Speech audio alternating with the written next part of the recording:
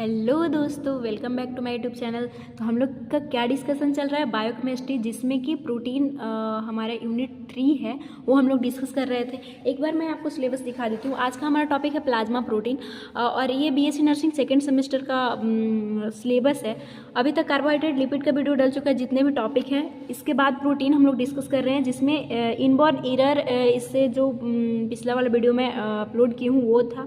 आज का हमारा वीडियो है प्लाज्मा प्रोटीन, जिसमें टाइप, फंक्शन और इसका नॉर्मल वैल्यू देखना है।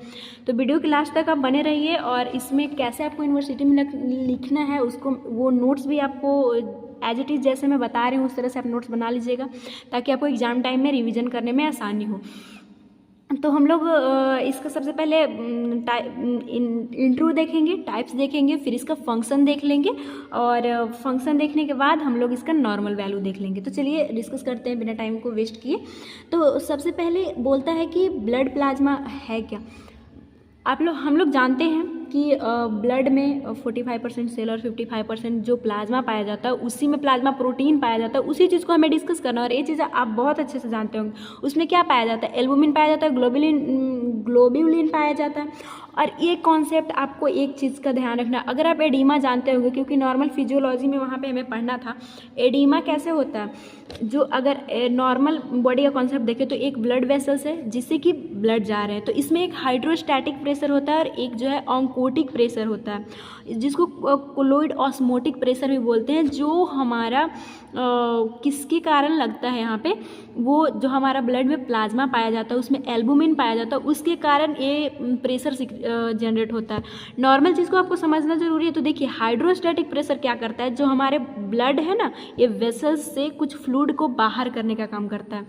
तो वो अगर ये बाहर कर देगा तो हमारे बॉडी में एक्स्ट्रा सेलुलर में आ जाएगा और वो कहीं पे भी एक्यूमुलेट हो जाता है, तो हम देखते हैं एडिमा कंडीशन। लेकिन नॉर्मली ऐसा कंडीशन नहीं है ये। तो अगर कोई प्रेशर जो है वो नहीं अच्छे से काम कर पा रहा है तो इस फ्लूइड को आखिर अंदर कौन ले जाता है, एडिमा से हमें कौन बचाता है, तो वही एल्बुमिन के कारण यहाँ पे क्लोइड ऑस्मोटिक प्रेशर लगता है, जिसके कारण ये अंदर जा पाता है। तो ये नॉर्मल एल्बुमिन का फंक्शन है, जो कि मैं बताई, तभी ये पॉइंट आपको समझ में आएगा। और मेरा यही पर्पस रहता है कि जो भी मैं आपको पढ़ा रही हूँ वो टॉपिक आपका क्लियर हो, पहले आप समझें, तब आपको यूनिवर्सिटी में लिखना कोई बड़ी बात नहीं है। तो चलिए देखते हैं plasma protein such as albumin, globulin that help maintain the colloid osmotic pressure at कितना होता है ये प्रेशर, तो 25 mmHg। और क्या होता है यहाँ से आप समझ चुके हैं। नेक्स्ट आपको टाइप देखना है, तो टाइप आप नॉर्मली ऐसे भी जानते होंगे। सबसे पहले एल्बुमिन होता है, ग्लोबुलिन, फिब्रिनोजेन और प्रोथ्रोम्बिन एक पाया जाता है। तो देखिए सबसे पहले हम लोग एल्बुमिन डिस्कस करेंगे, जिसमें क्या है, regulation osmotic pressure of the blood. यही कोलोइड ऑस्मोटिक प्रेशर बोलिए इसको या फिर ऑस्मोटिक प्रेशर बोलिए, इसको रेगुलेट करने में हेल्प करता है। अगर ये जो है हाइड्रोस्टैटिक प्रेशर बाहर कर रहा है और ये अंदर लेके जा रहा है, अगर ये दोनों प्रेशर में किसी तरह का गड़बड़ी हुआ तो एडिमा कंडीशन देखने को मिलता है हमारे बॉडी में। तो कौन रेगुलेट कर रहा है, तो एल्बुमिन के द्वारा रेगुलेट होता है। Enter in the blood stream और help keep fluid from the leaking out of your blood vessels into the other tissue. क्या कर रहा है, वही ब्लड स्ट्रीम में ले जा रहा है जो लीक आउट हुआ था हाइड्रोस्टैटिक प्रेशर के द्वारा।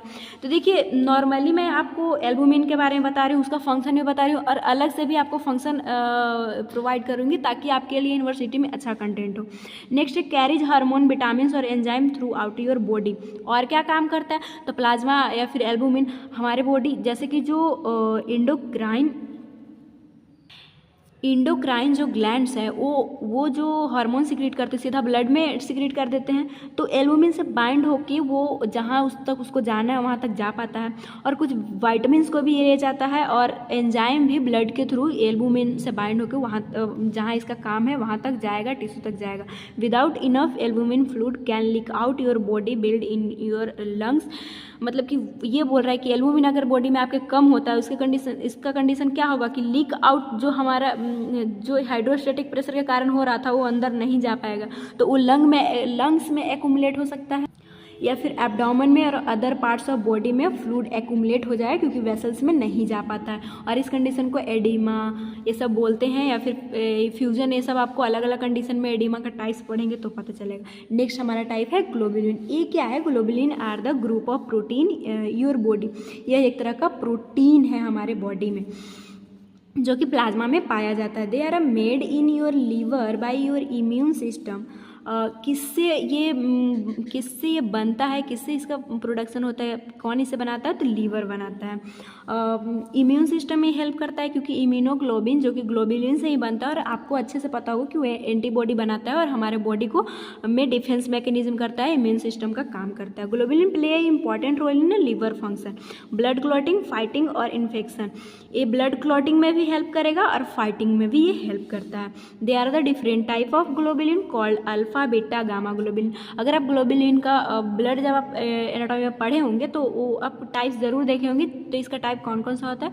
तो अल्फा, बीटा और गामा ग्लोबुलिन इसका टाइप होता है। नेक्स्ट टाइप हम लोग देखेंगे फिब्रिनोजन। फिब्रिनोजन क्या है? It is the major plasma protein, मतलब बहुत ज़्यादा मात्रा में पाया जाने वाला, मतलब मेजर इंपॉर्टेंट है। Fibrinogen is a protein produce by liver. किससे प्रोड्यूस होता है? ये भी लीवर से ही प्रोड्यूस हो रहा था और ये भी लीवर से ही प्रोड्यूस होता है। नॉर्मली जब आप टाइप्स लिख रहे हो तो उसका जो भी इंट्रोडक्शन, जो भी वो कहाँ से सिंथेसाइज हो रहा है, तो इस तरह से आप लिखिएगा ना, तो आप पॉइंट भी डाल के लिख सकते हैं कि साइट सिंथेसिस साइट, तो लीवर आप लिख सकते हैं। Fibrinogen are the involve in the clotting factor soluble fibrinogen can a form of soluble fibrin clot. तो नॉर्मल क्लॉटिंग फैक्टर आप पढ़े होंगे, तो ये क्या करता है? जो जब इसे थ्रोम्बिन मिलता है तो फिब्रिनोजन इनएक्टिव फॉर्म होता है और फिब्रिन में कन्वर्ट होता है और ये क्लॉट फॉर्म करता है। नेक्स्ट हमारा प्लाज्मा प्रोटीन प्रोथ्रोम्बिन है, ये भी एक टाइप का प्लाज्मा प्रोटीन ही है। आप इसमें कंफ्यूज मत होइएगा, ऐसे आप नॉर्मली फिब्रिनोजन तक ही जानते होंगे क्योंकि यहाँ तक ही हम भी नॉर्मल जानते थे, लेकिन बाद में पता चला प्रोथ्रोम्बिन भी एक तरह का प्लाज्मा प्रोटीन है जो कि हमारे कहाँ से बनता है? तो made by liver. It is a one several substance known as clotting factor. ये भी क्लॉटिंग फैक्टर में ही काम करता है। क्लॉटिंग मैकेनिज्म आप में भी अच्छे से जानते होंगे। प्रोथ्रोम्बिन थ्रोम्बिन में बदलेगा, फिर ये फिब्रिनोजन को फिब्रिन में कन्वर्ट करेगा। अब आपको प्लाज्मा प्रोटीन का पूरा फंक्शन देखना है। तो ये क्या करता है? फर्स्ट कोगुलेशन में हेल्प करता है। कैसे? अब देखिए, जो फिब्रिन था, फिब्रिनोजन था, वो फिब्रिन में कन्वर्ट होके, या फिर प्रोथ्रोम्बिन था वो थ्रोम्बिन में कन्वर्ट होके, यही सब क्लॉटिंग में हेल्प करवाते हैं, कोगुलेशन में हेल्प करवाते हैं।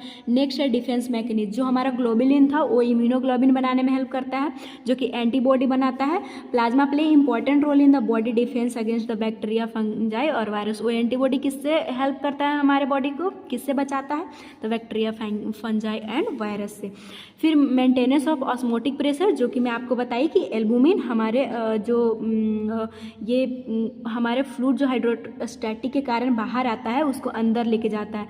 तो वो किसके कारण हाइड्रोस्टैटिक प्रेशर मेंटेन होता है? एल्बुमिन के कारण। एल्बुमिन एक प्लाज्मा प्रोटीन है, अगर वो कम हो जाए तो ये प्रेशर नहीं बन पाएगा, मेंटेनेंस नहीं हो पाएगा, जिसके कारण एडिमा देखने को मिल सकता है। तो ये बोला protect from leaking blood, maintain osmotic pressure कितना नॉर्मली होता है? 25 mg बाय प्लाज्मा प्रोटीन, जिसका नाम क्या है? एल्बुमिन।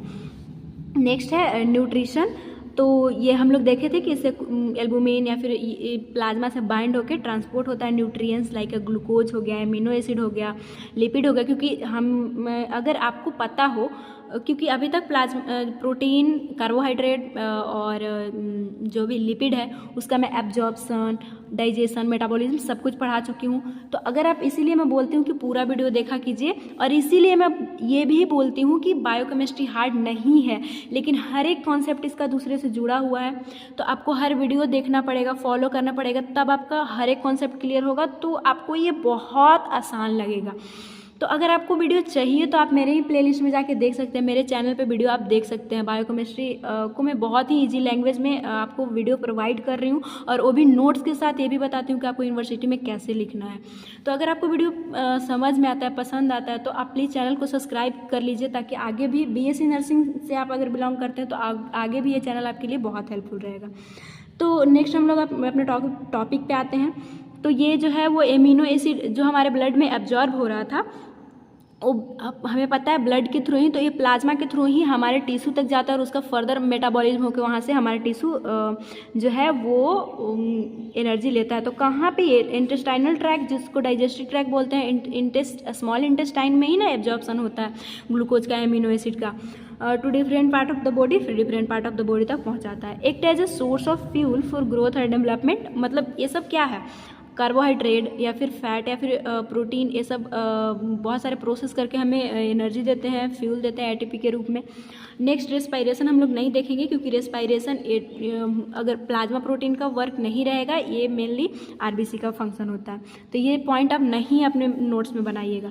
एक्सक्रिएशन है, the blood remove nitrogenous waste product produce after cellular metabolic transport, देमा, किडनी, लंग्स, स्किन एक्सक्रिएशन। आपको बहुत अच्छे से पता है कि एक्सक्रिएटरी प्रोडक्ट जो मेटाबॉलिज्म से कुछ जैसे कि यूरिया हो गया, जो कि यूरिया का कॉन्सेप्ट बहुत अच्छे से मैं समझा चुकी हूँ, यूरिया साइकिल भी, जो कि ये प्रोटीन एमिनो एसिड के ट्रांस एमिनेशन और डी कार्बोक्सिलेशन या फिर डी एमिनेशन के थ्रू हमें मिला था CO2 और NH2, जो कि वेस्ट प्रोडक्ट था, उसको यूरिया साइकिल में बदल के और हमारे बॉडी से उसे एक्सक्रिएट आउट करवाना था। तो वो कैसे हुआ था, ब्लड में जाके एक्सक्रिएट हुआ था।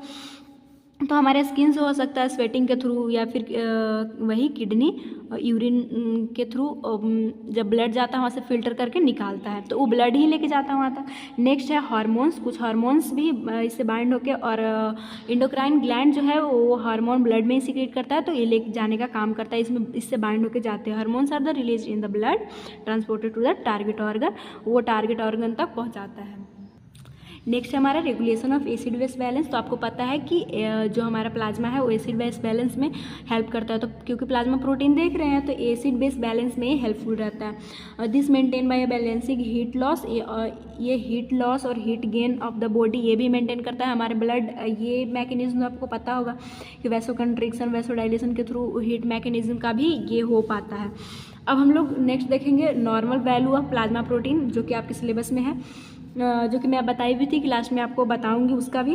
तो प्लाज्मा प्रोटीन का अगर पूरा प्लाज्मा प्रोटीन का देखें कि कितना उसका नॉर्मल वैल्यू होता है, तो वो 6 to 8.3 ग्राम पर DL होता है।